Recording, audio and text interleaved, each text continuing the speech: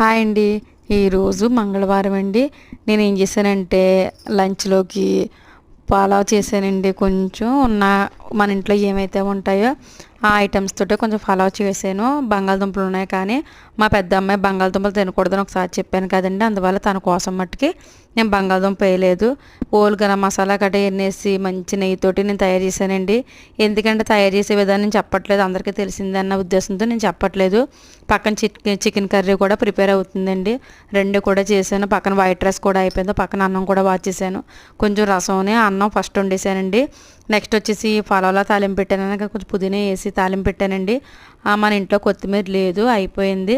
అయిపోవడం వల్ల కొత్తిమీర వేయట్లేదు. పక్కన కర్రీ అయిపోతుంది, ఓ పక్కన పలావ్ కూడా అవుతుందండి. కొంచెం కొంచెం చేశానండి. ఫస్ట్ మట్టి కొంచెం అన్నం వండేసాను, రసం పెట్టానని చెప్పాను కదా, అది ముందు అయిపోయిందండి. కానీ చాలా బాగా కుదిరిందండి. వీళ్ళని మట్టికి మనం చికెన్ మటన్ కొంచెం తగ్గించుకోవాలండి. అంటే చికెన్ అంటే బాయిలర్ ఎవరో కూడా తినొద్దు.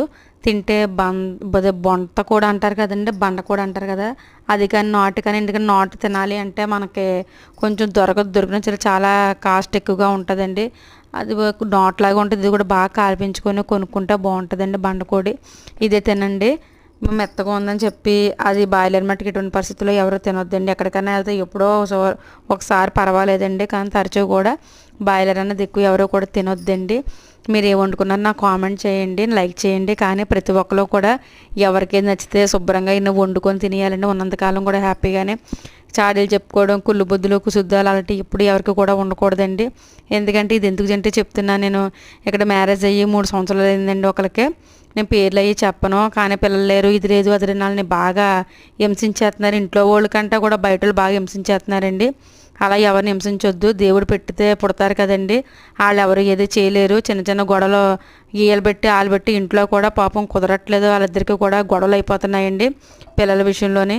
ఈ చాలా మందులు వాడుతుంది ఈ అమ్మాయి. తనలో ప్రాబ్లం వీళ్ళతో ప్రాబ్లం కూడా తెలియట్లేదు. అంటే పుట్టకపోవడం అది పెద్ద జబ్బు ఏమీ కాదండి. దేవుడు ఇస్తే పుడతారండి. మనం ఎందు ముందులో ఉన్నా ఒకసారి మనం చెప్పలేం కదా. అదే అంటారు కదండి సామెత, కక్కు వచ్చినా కొడుపు వచ్చినా ఏదో ఆగదా అంటారు చూడండి, అలా ఉంటుందండి. కానీ ప్రతి ఒక్కరు కూడా అర్థం చేసుకోండి.